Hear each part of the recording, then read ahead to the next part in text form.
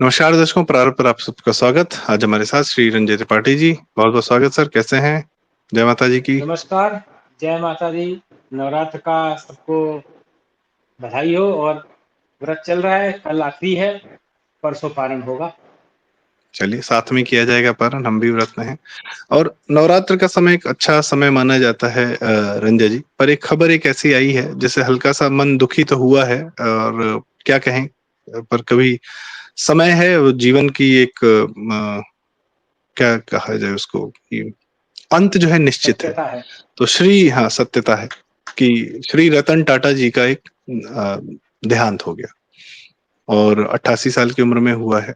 और भारत के लिए एक बहुत अद्भुत व्यक्तित्व, बहुत अद्भुत इंसान, और न सिर्फ एक इंसान बल्कि एक लेगेसी उन्होंने की। और जो पूरा ग्रुप है उनका, टाटा ग्रुप, उसको वो हेड करते हैं, उसके चेयरमैन रहे। और जमशेद जी टाटा से जी से ये कहानी शुरू होती है, फिर श्री जीआरडी टाटा से, जिन्होंने बहुत बड़ा काम किया। और ऐसे डिफिकल्ट माहौल में जीआरडी टाटा ने टाटा को इतनी ऊंचाइयों पर ले गए। और रतन टाटा ने उन जीआरडी जी के बाद जो संभाला है, और जो नेक्स्ट लेवल ले गए, जैसे वर्ल्ड लेवल पर टाटा को लेकर गए। तो थोड़ा मैं जानना चाहूंगा कि श्री रतन टाटा जी के बारे में आपके क्या विचार हैं। थोड़ी जानकारी यदि आप साझा करें, बड़ा आवश्यक है उनके बारे में जानना। जी संजय भाई। जी, जैसे लोग लोगों की पर्सनल जिंदगी में भी झांकते हैं, प्रोफेशनल जिंदगी में भी झांकते हैं। हम लोगों का जो आज का जो डिस्कशन होना चाहिए वो टाटा जी के, रतन जी के, खास करके रतन टाटा जी के, उनके जो प्रोफेशनल वेंचर्स रहे हैं, जो उनके जो प्रोफेशनल डिसीजंस रहे हैं, जो उनके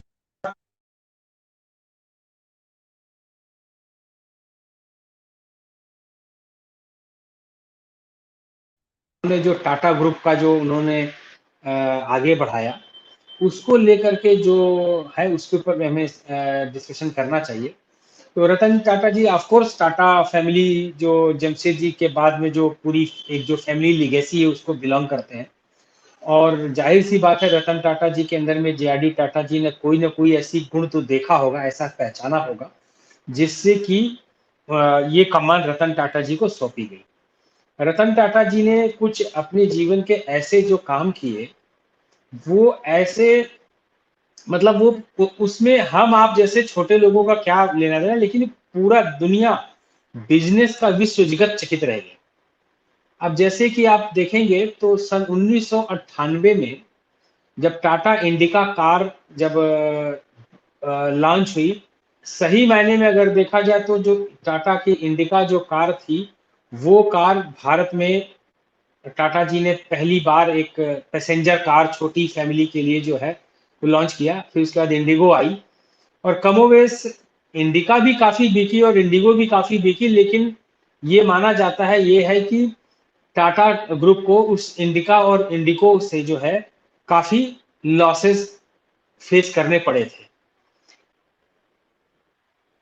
तो उस समय जो टाटा का जो पैसेंजर कार का जो बिजनेस था, उस सेगमेंट को यहाँ तक आया था कि डिस्कशन जो है, रतन टाटा जी डेट्रॉयड गए। वहां पे जो फोर्ड के जो उस समय के जो सीईओ या जो भी ओनर रहे थे, उनसे उनका एक 90 मिनट का एक डिस्कशन हुआ था। That was a very famous 90 minute discussion. वो बिजनेस की दुनिया में आज भी एक ये इस केस को डिस्कशन किया जाता था। जब उस फोर्ड ने, मतलब फोर्ड का जब सीईओ ही था, मतलब मेन ओनर्स में से कोई, वो भी मिस्टर फोर्ड ही करके था कोई, तो उसने उनको बोला कि if you do not have any experience in this segment, why did you enter into this mister Tata. और कुछ उसने जो है ऐसी डील्स ऑफर करी या ऐसी चीजें ऑफर करी जो कि रतन टाटा जी को पसंद नहीं आई। And then he moved out of that business deal and he said कि नहीं करना है। और ये बात हुई थी कब? जब लॉसेस हो रहे थे, और पैसेंजर कार सेक्शन टाटा जी जो है फोर्ड को बेचना चाह रहे थे, और जिसके लिए वो डेट्रॉयट तक चले गए थे डिस्कशन करने के लिए। और उसके जस्ट कुछ ही साल के बाद सोचिए कि वो जो जिजीविषा होती है कि कैसे हम इस चीज को आगे बढ़ाएं, कि उसी फोर्ड के स्वामित्व वाली जेएलआर, जगुआर लैंड रोवर को टाटा ग्रुप ने खरीद लिया। जस्ट कुछ 4-5 साल के बाद ही जगुआर लैंड रोवर खरीद लिया। और जब जगुआर लैंड रोवर को खरीदा तो खरीदने के बाद में जाते-जाते उसी फोर्ड के ओनर ने उसे बोल दिया गया कि ये, और दुनिया भी चकित थी कि लॉस में जाते ही जेएलआर का ये टाटा ने ये डील किया क्यों, इसे लिया क्यों, करेंगे क्या इसका। अल्टीमेटली जेएलआर के पास जो कई वर्षों से चलते हुए जो मॉडल्स थे, टाटा जी ने मुझे सब चेंज चाहिए, सब नया चाहिए, नए मॉडल्स उतारो, नई चीज उतारो।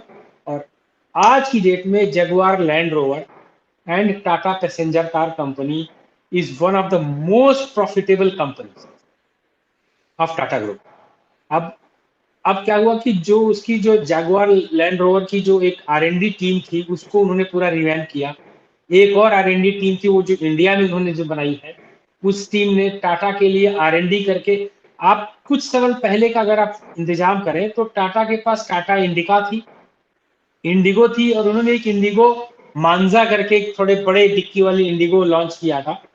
और टाटा सुमो एक कार थी जो कि मोस्टली पैसेंजर्स को उठाने के काम आती थी। तो नैनो आई, मतलब वो जो एक जो 4 या 5 साल का जो फेज रहा टाटा के पैसेंजर कार का, जो एक्सपेरिमेंटेशन फेज था, उस एक्सपेरिमेंटेशन फेज में टाटा ने कोई बहुत अच्छी कारें या बहुत अच्छी चीजें लॉन्च नहीं किया। लेकिन उसके बाद में जैसे ही होता है, उन्होंने जो कि अब टाटा की जो कार के देखिए ई व्हीकल्स, आई थिंक टाटा ने सबसे पहले ई व्हीकल्स में आपका नेक्सॉन को का इलेक्ट्रॉनिक बैटरी रन लाया। फिर उनका एक जो जो छोटी पैसेंजर कार है वो भी बैटरी रन है, और आगे भी ला रहे हैं। लग्जरी कार्स में उनके पास जगुआर लैंड रोवर जो one of the most profitable company in the world है।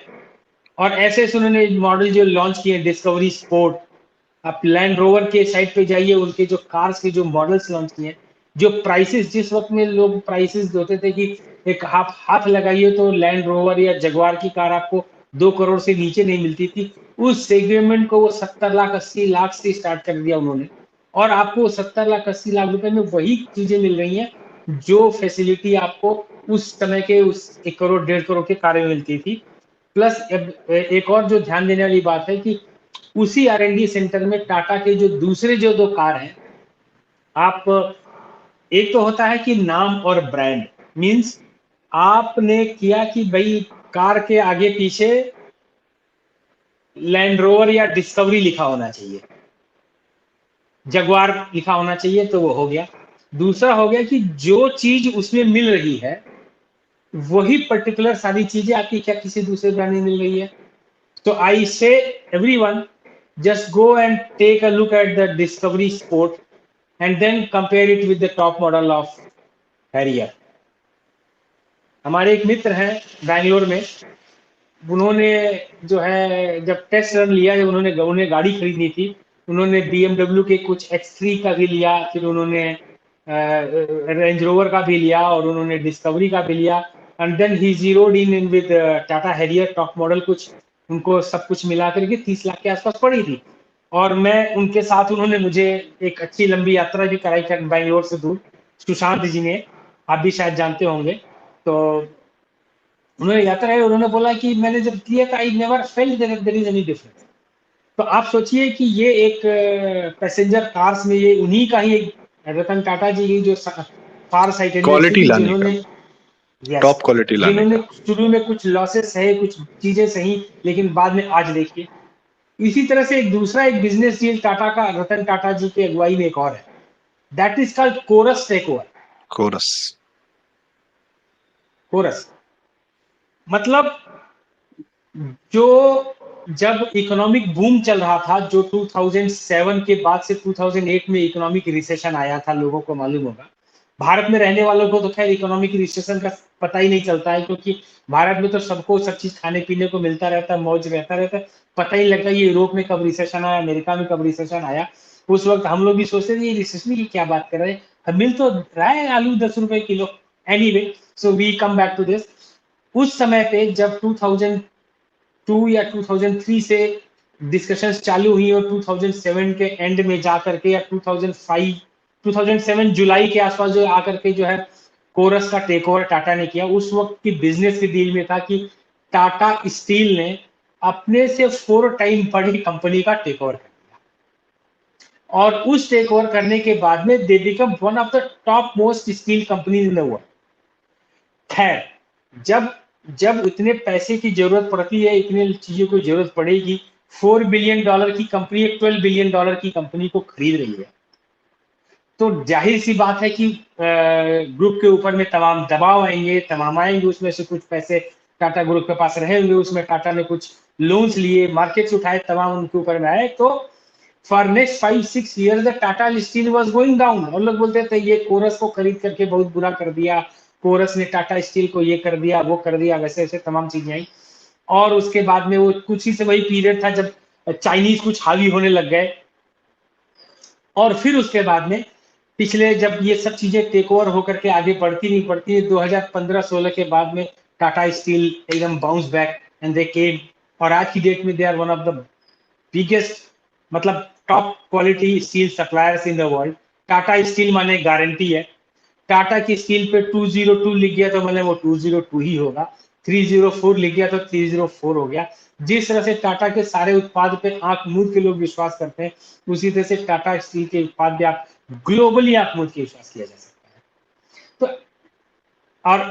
तो और आप देखिए कि आप एक टाटा का जो टेक ओवर था वो था टेटली टी का, जिससे कि टेटली टी के जो टाटा की जो टी मार्केट है, वो टाटा टी भी जो है एक पूरा वर्ल्ड लेवल का एक इंटरनेशनल मार्केट बन चुका। और बहुत लोगों को ये मालूम नहीं है कि टाटा सिर्फ टी ही नहीं, टेटली को ही नहीं ओन करती है, टाटा बहुत सारे टी ब्रांड्स को ओन करती है globally. Even Tata is having ownership in several Chinese companies also. China में भी उन्होंने बहुत सारी चीजों में उनकी टाटा की ही ओनरशिप है, नाम आपको चाइनीज लगेंगे लेकिन ओनरशिप टाटा की है। इसी तरह से जो है अगर आप देखेंगे तो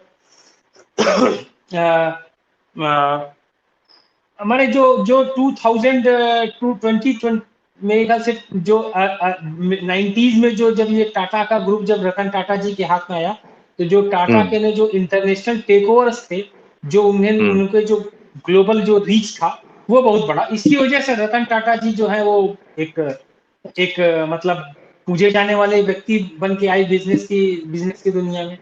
जी जी, मैं ये कह रहा था सर, एक ये बहुत अद्भुत किताब है, beyond the last blue mountain, और RM लल्ला जी ने लिखी है। और टाटा की जो पूरी हिस्ट्री, मतलब ये तो खैर ये किताब जो है JRD टाटा जी की लाइफ पर है।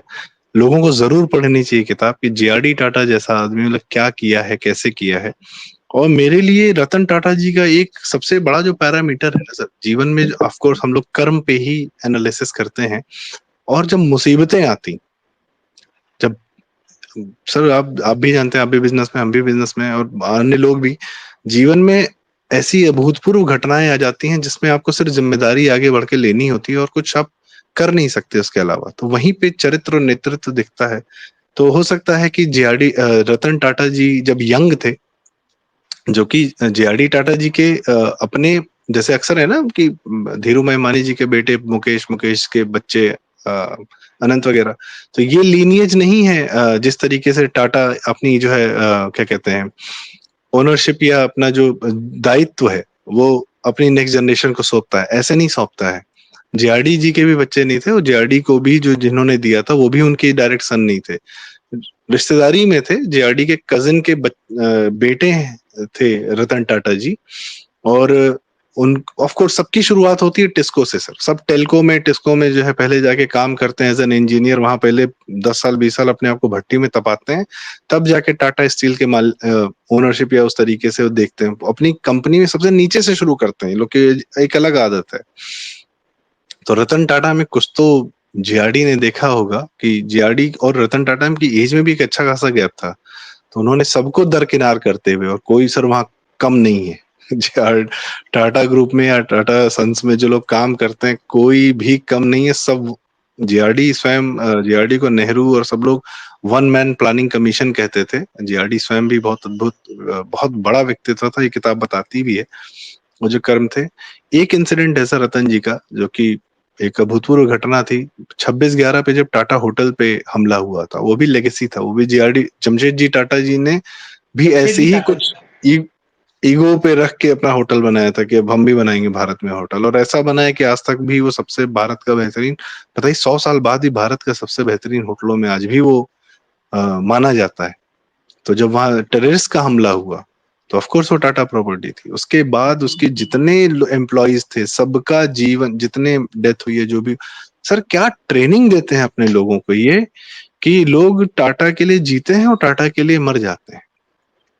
ये ट्रेनिंग होती है पूरे खानदानों की, और लोगों को लगता है कि टाटा में एक बार नौकरी लग गई तो सरकारी नौकरी से बेहतर है, क्योंकि सरकारी नौकरी में तो एक ऐसा माहौल मिलता है कि काम करो चाहे ना करो जैसा भी होता है, पर टाटा आपके जीवन को तो संभालता है, जीवन को निखारता बहुत अच्छा है। वैसा माहौल जो टाटा के माध्यम से मिलता है, आप कहीं भी चले जाइए, तनिष्क देख लीजिए, अपने डेली एक्सपीरियंसेस देख लीजिए। खैर टाटा की कंपनियों के जो गाड़ियों के डिस्ट्रीब्यूटर्स हैं वो तो यहाँ के इंडिविजुअल होते हैं, पर उनके फिर भी पैरामीटर, लेकिन आपका तो बच्चा भी काम कर चुका है टाटा में सर। जरा सा एक बताएं उनका क्या अनुभव रहा, कि कैसे उनका बेहतर होने के लिए गए, तो शायद उनके पास अभी भी ऑफर है कि आप वापस आ जाइएगा, जी जी विल मेक यू ज्वाइन। जी जी जी जी। वो जी। एक्चुअली क्या होता है, एक जो एक बार आप टाटा ग्रुप में आपने ज्वाइन कर लिया और उसके बाद आप टाटा ग्रुप अगर छोड़ देते हैं तो you are not hmm welcome in Tata group again, that is also hmm important. Hmm तो लेकिन अगर आप टाटा ग्रुप में काम कर रहे हैं, अब काम करने के लिए अगर आपने हायर एजुकेशन के लिए गए हैं, हम्म कहीं जॉब नहीं किया है, then you hmm are back to that Tata group at a higher hmm position, उस समय की हम्म, आपके एजुकेशनल क्वालिफिकेशन और आपकी उसके मैच करते हुए जो वहाँ पे सैलरी और स्ट्रक्चर है वो वहाँ पे दी हम्म, जाएगी। जी। तो तो ये है एनीवे।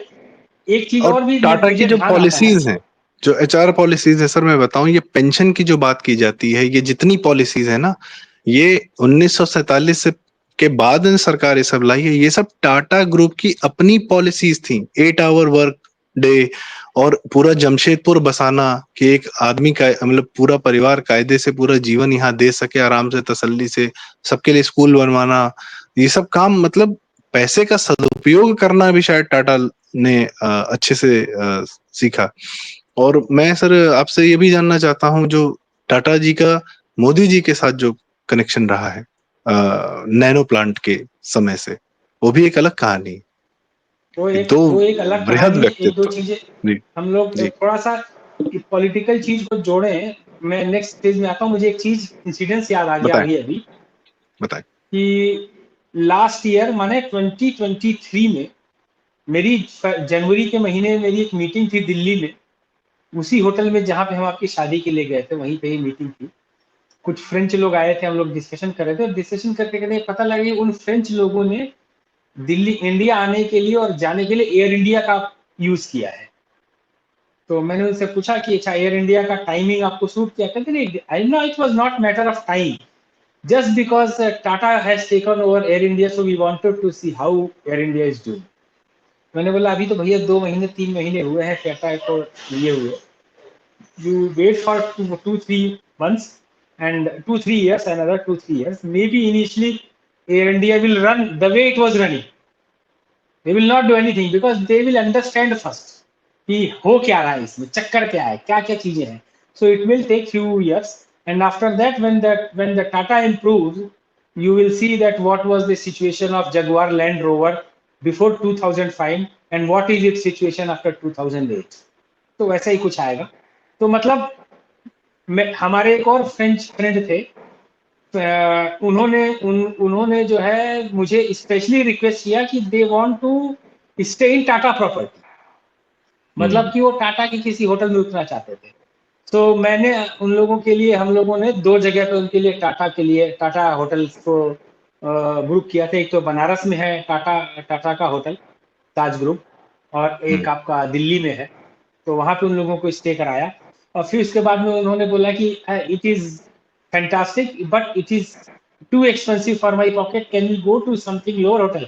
मैंने कहा there is a Tata for solution for that also. तो बोले क्या मतलब? मैंने कहा कि अगर आपके जेब में 15,000, 20,000, 1 लाख, 2 लाख रुपए है, तो आपके पास फोर्ट अगुआडा बीच रिसोर्ट गोवा भी है। अगर आपके पास 25,000, 30,000 है, तो आपके पास ताज होटल दिल्ली और ताज बनारस और मुंबई भी है, लेकिन अगर आपके जेब में 3,000 4,000 रुपए भी है तो देयर इज जिंजर ऑल्सो। और पूरे भारत में है ये जिंजर। देन हम लोगों ने उनको जिंजर,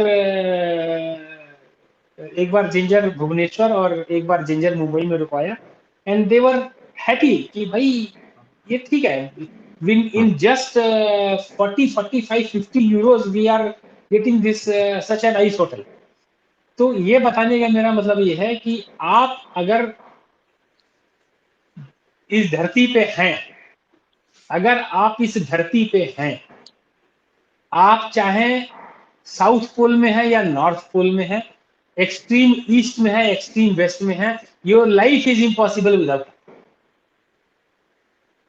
क्योंकि आपको दर्शकों को ये जानना जरूरी है कि जो ग्लोबल इंटरनेट है, जो विश्व का जो इंटरनेट है, वो होता है ऑप्टिकल फाइबर से। समुद्र के अंदर में जो ऑप्टिकल फाइबर बिछाई जाती है, पूरे विश्व में जो ऑप्टिकल फाइबर बिछाई गई हैं, उसकी सबसे बड़ी ओनरशिप है टीसीएस के पास। TCS is almost owning more than 60% of the global optical fibre. जो आपका अमेरिका से पूरा ऑप्टिकल फाइबर घुस के आ रहा है, वो सारा टाटा का है।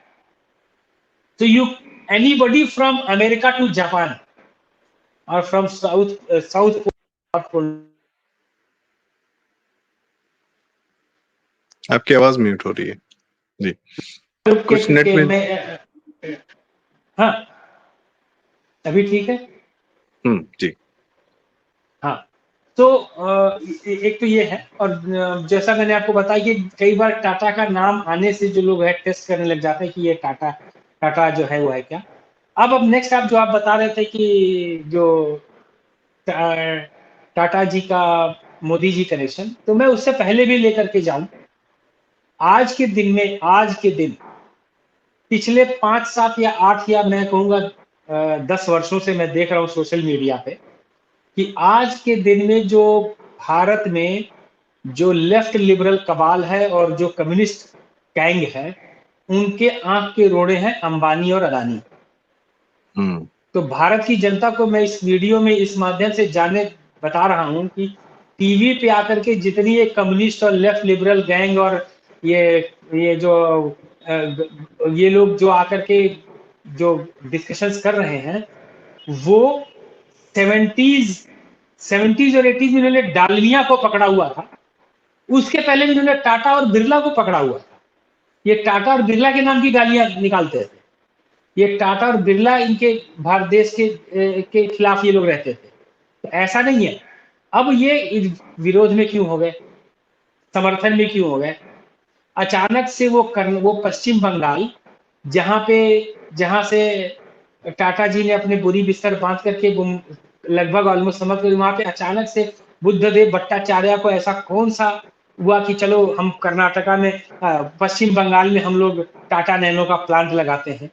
आप देखिए, सिंगूर में जो टाटा नैनो का प्लांट लगाने के लिए कम्युनिस्ट पार्टी ने जमीन का अप्रूवल दिया, सारे उनके जो भी इंडस्ट्री लगाने का अप्रूवल सारे किया, और उसी सिंगूर से टाटा नैनो ना लगे उसके लिए पूरा आंदोलन करके पूरा सब टाटा को वहां से बंद कराने का पूरा जिम्मा उठाने वाली ममता बनर्जी।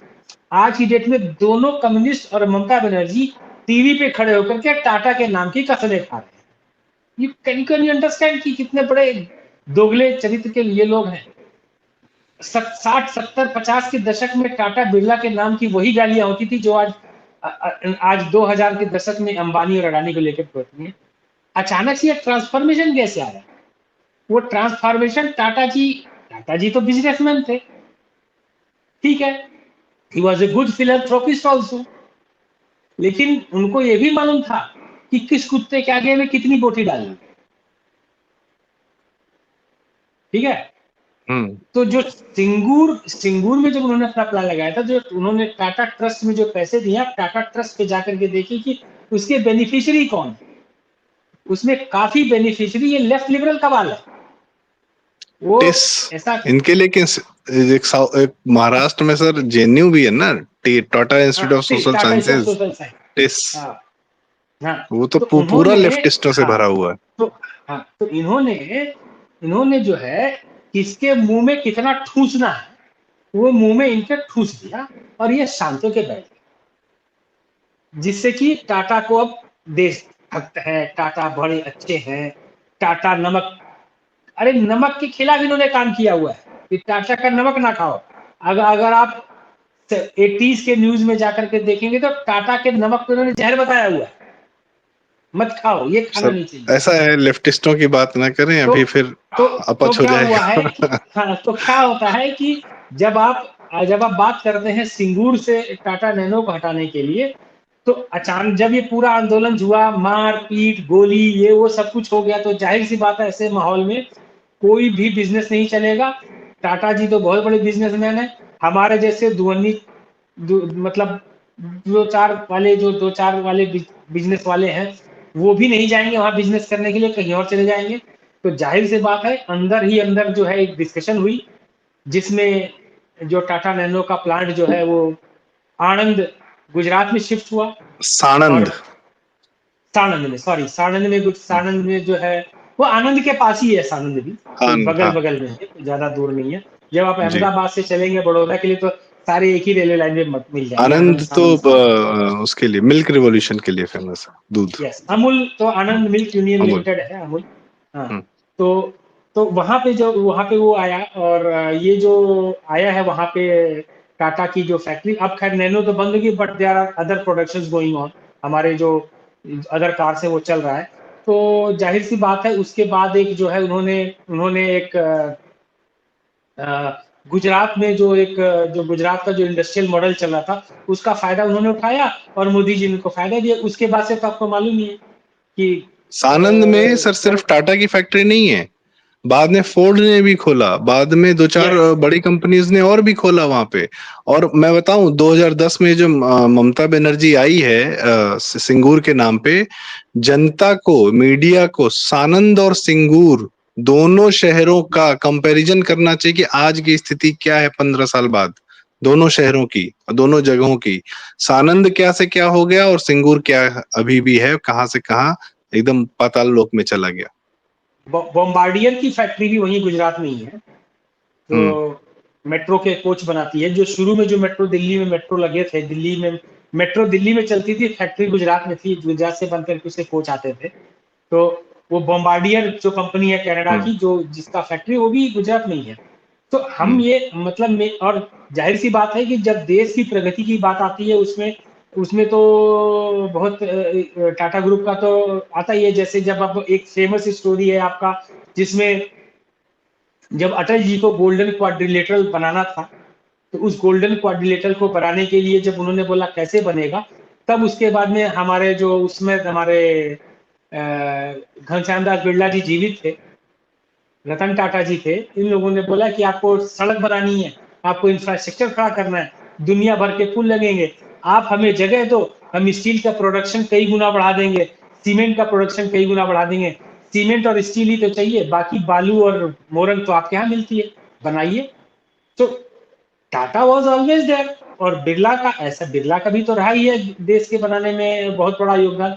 तो टाटा जी ने का जो है देश के योगदान में जो भी प्रोजेक्ट आया है उसमें उन्होंने हमेशा बढ़ चढ़ के हिस्सा लिया है। वो तो उसमें तो कोई दो राय ही नहीं है, उसमें तो कोई अंधा भी जो है वो सर सुन करके बता रंजय देगा भाई, क्या चूंकि प्रोजेक्ट है। आप हैं अभी, तो मैं आपसे ये जरूर जानना चाहूंगा कि जो भारत का एटॉमिक प्रोग्राम था, और भारत का जो सबसे बड़ा साइंस सेंटर है Indian school of science Bangalore, और इसरो के शुरुआत में भी सारा विजन टाटा के यहाँ से है। भारत का पहला हाइड्रो देखिए, इलेक्ट्रिक प्रोजेक्ट, बिजली पैदा करने वाला प्रोजेक्ट भारत का पहला, टाटा लोग का था, बॉम्बे में ही है, ऊपर में कहीं पे। तो ये जो है क्या कहते हैं, थोड़ा सा बताइए कि कैसे इन लोगों ने शुरुआत की और क्या जो है विजनरी कितने हैं। टीसी सर जी ये इंडियन बोलते हैं, राजीव, एक second sir, Rajiv Gandhi computer लाए थे, उससे बहुत पहले तो TCS already as a software consulting firm establish हो चुकी थी, टाटा कंसल्टिंग सर्विसेज। टीसीएस भी इससे हो चुकी थी। इवन राजीव गांधी के पहले का हमारा वो रामलिंगम राजू का सत्यम भी उनसे पहले ही establish कर चुका पटनी था। Computers, HCL sir, Patni Microsoft से पुरानी कंपनी है एचसीएल।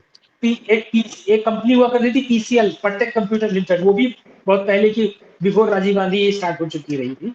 और 92 में तो बंद हो गई थी। एनीवे, सो मैं ये कह रहा हूं कि जो एजुकेशन के मामले में भी टाटा का बहुत बड़ा योगदान रहा है। जो टाटा इंस्टीट्यूट करके जो पहला इंस्टीट्यूट था, जिसको आज हम इंडियन इंस्टीट्यूट ऑफ साइंस के नाम से जानते हैं। टाटा इंस्टीट्यूट था। आज भी आप बैंगलोर में जब जाएंगे, आप ऑटो वाले को बोलेंगे इंडियन इंस्टीट्यूट ऑफ साइंस, उसको समझ में नहीं आता, क्योंकि वो फेमस ही टाटा इंस्टीट्यूट के नाम से है। आप पूरे बैंगलोर में बोलिए टाटा इंस्टीट्यूट, उनको मालूम नहीं इंडियन इंस्टीट्यूट ऑफ साइंस की बात कर रहा है। तो टाटा इंस्टीट्यूट उन्होंने खोला, जहां पे विक्रम साराभाई, जहां पे होमी जहांगीर भाभा, ये लोग पढ़े, इन लोगों ने रिसर्च किए। और उस समय बिफोर आजादी के पहले ही वहां पे पहला रॉकेट लॉन्च करने का जो है वो प्रोग्राम विक्रम साराभाई ने, होमी जहांगीर भाभा ने चालू कर दिया था। उन्होंने कैंपस से रॉकेट लॉन्च किया भी था। आप जो है उनका एक जो वेब सीरीज है उसमें आप देख भी सकते हैं, क्या rocket Rocket Boys Sony LIV पे। जी जी। और उसके बाद में आप रिसर्च में जब आप आते हैं, एटॉमिक रिसर्च में आते हैं, तो एटॉमिक रिसर्च के लिए जो टाटा का जो देन है, that is Tata institute of fundamental research. अगर दर्शकों को हम बताएं, तो जब भी अमेरिका किसी देश पे अगर सैंक्शन लगाता है, तो सैंक्शन लगाने पे वो कंट्री टू कंट्री बिजनेस पे सैंक्शन लगती है। टाटा एकमात्र ऐसा इंस्टीट्यूट रहा है, या टाटा एकमात्र ऐसी संस्था है जिसके कई ग्रुप पे अमेरिका ने बैन लगाया। जब 1999 का अटल बिहारी वाजपेयी जी ने जब के सरकार में जब हुआ था आपका ये न्यूक्लियर टेस्ट, तो उस समय पे अमेरिका के जो सैंक्शंस लगे थे, उस सैंक्शंस की लिस्ट में Tata institute of fundamental research था। उस सैंक्शंस की लिस्ट में टाटा के जो टाटा एक इधर आपका क्या नाम है, चंडीगढ़ से आगे जाते हैं, सॉरी अंबाला से आगे चंडीगढ़ जाते हैं, तो एक फैक्ट्री कंपनी पड़ती है। उस कंपनी के पास में जो है एक टाटा का प्लांट है, जहां पे वो लोग हवाई जहाज के लिए कुछ चीजें बनाते थे। वहां पर जो है वो भी बैन था। तो टाटा के नाम की कुछ संस्थाएं हैं, वो भी अमेरिका ने बैन की थी। तो Tata institute of fundamental research एक हमारी बहुत अच्छी जो है साइंस और न्यूक्लियर को लेकर के संस्था थी। अब जाहिर सी बात है, गवर्नमेंट ऑफ इंडिया के अंडरटेकिंग में आ चुका है। तो इस तरह से आप देखेंगे तो टाटा का जो है हॉस्पिटल्स हो, टाटा का कैंसर हॉस्पिटल है, और टाटा का एक और रिसर्च सेंटर है, ACTREC बोलते हैं, वो भी एडवांस सेंटर फॉर, वो भी मेडिसिन से रिलेटेड है। तो टाटा के जो इंस्टीट्यूट्स हैं, टाटा के जो रिसर्च सेंटर्स हैं, they are also very huge, और they have already contributed to the growth of this country.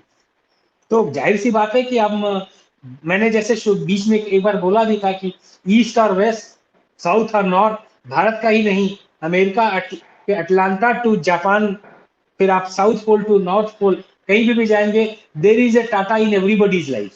There is no life is without Tata ji. और इसमें जाहिर सी बात है कि इसको विश्व स्तर पर ले जाने का कार्य जो रतन टाटा जी ने किया। अक्सर सर लोग अपनी छोटी मोटी जिम्मेदारी नहीं संभाल पाते हैं, अपने पिता के द्वारा दी गई लेगेसी, और रतन टाटा जी ने मतलब 10 फोल्ड्स किया है सर। JRD टाटा जी ने जो दिया उनको टाटा का पूरा कार्यभार, उसको वो 10 गुना लेकर गए। और जैसा आपने बताया कोरस की कहानी की, 3 गुना बड़ी कंपनी खरीदी, JLR खरीदी, और टाटा को इंटरनेशनली लेकर जाने वाला। आज की डेट में सर टाटा का 60 to 70% रेवेन्यू जो है टोटली वर्ल्ड वाइड आता है, that is because of Ratan Tata. Bharat से तो जो आता है सो आता ही, वर्ल्ड वाइड जो टोटल रेवेन्यू है वो दुनिया के बिजनेस से, दुनिया में वो जो कर रहे हैं उससे आता है। तो आप सोचिए सर, मतलब क्या ही बताया जाए। और सबसे बड़ी बात सर, ये जो आपने बताया एयर इंडिया की बात, ये एयर इंडिया शुरू भी JRD टाटा ने की थी। इसको शुरुआत ही इसकी JRD टाटा ने की थी। 1931 में पहली फ्लाइट उड़ाई थी, खुद उड़ाई थी, बॉम्बे टू कराची। उसके बाद एयर इंडिया की शुरुआत की थी, और उसके बाद में नेहरू ने टेक ओवर कर लिया था नेशनलाइजेशन के नाम पे। और 25 साल तक 1 रुपए की तनख्वाह पे JRD टाटा ने जो है एयर इंडिया का मैनेज किया था। वर्ल्ड की बेस्ट एयरलाइंस हुआ करती थी एयर इंडिया 1970s में, जब तक JRD टाटा ने किया। इंदिरा गांधी ने फिर कहा कि अब आप नहीं चलाएंगे, हम लोग चलाएंगे। उसके बाद जो चलाया तो फिर हाल देख ही लीजिए। तब जाके रतन टाटा जी के माध्यम से एयर इंडिया वापस से टाटा के पास आई है। टाटा को वापस बेची नहीं गई है, वापस से आई है, वो भी भारत सरकार को 18,000 करोड़ रुपए के टेंडर दे के, 18,000 करोड़ रुपए दे के। तो खैर अब इससे ज्यादा हम क्या ही कहें।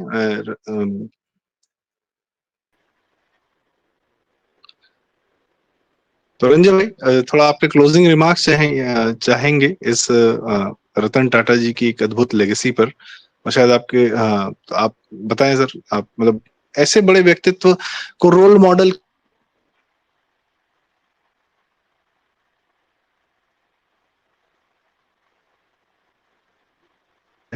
कि फिल्म स्टार्स के बजाय रतन टाटा जी, जेआरडी जैसे लोगों के बारे में पढ़ाया जाना चाहिए, जाना जाना चाहिए, और आपका क्या कहना है?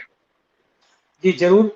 हमें टाटा ग्रुप का एक, मैं तो कहता हूँ कि हमारे देश में टाटा ग्रुप का एक चैप्टर होना चाहिए। मैं कहता हूँ खाली टाटा ग्रुप का ही क्यों होना चाहिए, हमारा रोल मॉडल बिरला ग्रुप है, हमारा रोल मॉडल डालमिया ग्रुप भी है, हमारा रोल मॉडल तो आप अंबानी और अडानी ग्रुप भी है, होना चाहिए, जिन्होंने लाखों करोड़ रुपए का टैक्स देते हो, लाखों लोगों का रोजगार हो, जिसने विश्व में देश का नाम रोशन किया, वो लोगों के लिए के बारे में चर्चा होना चाहिए, क्यों नहीं सर होना चाहिए। हम जीवन में जो सामान इस्तेमाल करते हैं जिससे हमारा जीवन बेहतर होता है, वो 24 घंटे में तो सबसे ज्यादा हम प्राइवेट इस प्रकार के लोगों द्वारा ही बनाया हुआ सामान ही तो इस्तेमाल करते हैं। हम कोई सरकारी व्यवस्थाओं का हम दिन भर थोड़ी सदुपयोग कर रहे हैं। दिन भर में जी, मैक्सिमम चीजें जो है हमारी, सब कुछ मैक्सिमम प्राइवेट स्पेस से आती है।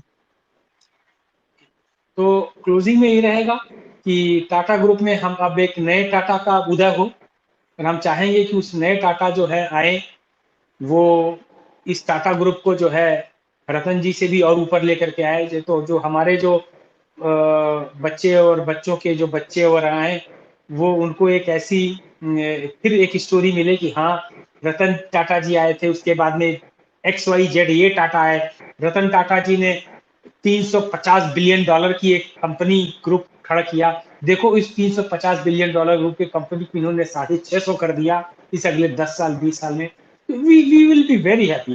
टाटा टाटा ग्रुप हो, ये हमारे देश का जो है एक अमूल्य नाम है एक्चुअली टाटा। जब टाटा का नाम हो जाए तो फिर आप देर इज ए गारंटी। मैंने तो अपने फ्रांस में एक लोगों से पूछे which car do you own, I own A Tata car. तो उस वक्त में अपने दिमाग में आता था कि टाटा कार, अरे क्या बात कर रहा है, इंडिगो। फिर जब मैंने उसकी कार देखी तो he was having a range rover. तो मैंने अच्छा अच्छा अच्छा अच्छा अच्छा लैंड रोवर। तो he was hmm, having land, अच्छा अच्छा okay this is also owned by Tata only. तो ऐसे करके हम्म, मैंने जो है आप देखते हैं। तो मैं चाहता हूं कि आज के दिन को जो है हम लोग एक रतन टाटा जी को श्रद्धांजलि दें, प्लस हम लोगों को ये एक अच्छा फीलिंग आना चाहिए मन में हर समय कि हमारे देश में ऐसे ऐसी विभूतियां पैदा हुई, जिसमें से रतन टाटा जी आने वाले हमारे इतिहास में एक दीपक की तरह चमकेंगे, और हमारे भारत का जो है में ऐसे और भी लोग आए। मैं बहुत खुश हूँ जी। जी, thank you so much Ranjay भाई, आपने रतन टाटा जी के माध्यम से उनके जीवन के बारे में बताया, उनकी अद्भुत जो उपलब्धियां हैं जो आम जनता में डेली की हमारी इंफॉर्मेशन या जो मीडिया में वो छुप जाती हैं। अब मैं वही, मेरा भी तकलीफ यही है कि ऐसे लोग की चर्चा ज्यादा होनी चाहिए, पर ठीक है, आज इसी बहाने सही। तो thank you so much for letting us know. और हम और आप पर्टिकुलरली भारत के एंटरप्रेन्योरियल स्टोरीज पर और आगे आने वाली अपॉर्चुनिटीज पर, जो कि हम लोग अक्सर इस बारे में बात करते रहते हैं, थोड़ा रेगुलर बात करेंगे, और कोई करे ना मैं करे, तो हम और आप जरूर मैं तो करेंगे। जी मैं कहता हूँ, हम आप चाहे तो हम हर एक अल्टरनेट देते, we can do one, you know. जी, परफेक्ट परफेक्ट, बहुत जरूरी है सर, सक्सेस स्टोरीज के बारे में बात करना, केस स्टडीज के बारे में बात करना, और ताकि आगे आने वाली जनता जो है वो भी मोटिवेट हो, देखे समझे जाने कि क्या हो रहा है, कैसे हो रहा है, और उसमें अपना भविष्य भी तलाशे। मैं तो कहता हूँ कि हर आदमी को अपने बच्चों को एक कंपनी देकर जाना चाहिए, बाकी सब छोड़ दीजिए, कुछ मत दीजिए। आप अपने आज समय में एक कंपनी बनाइए, कुछ काम करिए, फर्म काम करिए, और अपने बच्चों को एक लेगेसी कंपनी के रूप में देके जाइए, उनका जीवन अपने आप सुधर जाएगा, बहुत अच्छा हो जाएगा। तो रंजय भाई, थैंक यू सो मच, आपने इतना समय जी दिया और धन्यवाद। जानकारी हमसे साझा की। दर्शकों, यह जानकारियां, यह बातें जरूरी लगी हों अगर आपको, तो कृपया इसे और लोगों के साथ साझा करें। आप तो गुणी हैं, आप ज्ञानवान हैं, आप और लोगों तक यह जानकारी लेकर जाएं। कृपया वीडियो को लाइक करें, चैनल जरूर सब्सक्राइब करें प्रारब्ध। हम और रंजय भाई आपके साथ में एंटरप्रेन्योरियल जर्नीज की बहुत सारी बातें और बिजनेस अपॉर्चुनिटीज की बहुत सारी बातें लेकर आपके सामने आते रहेंगे। बहुत बहुत धन्यवाद। नमस्कार। जय माता जी। जय माता।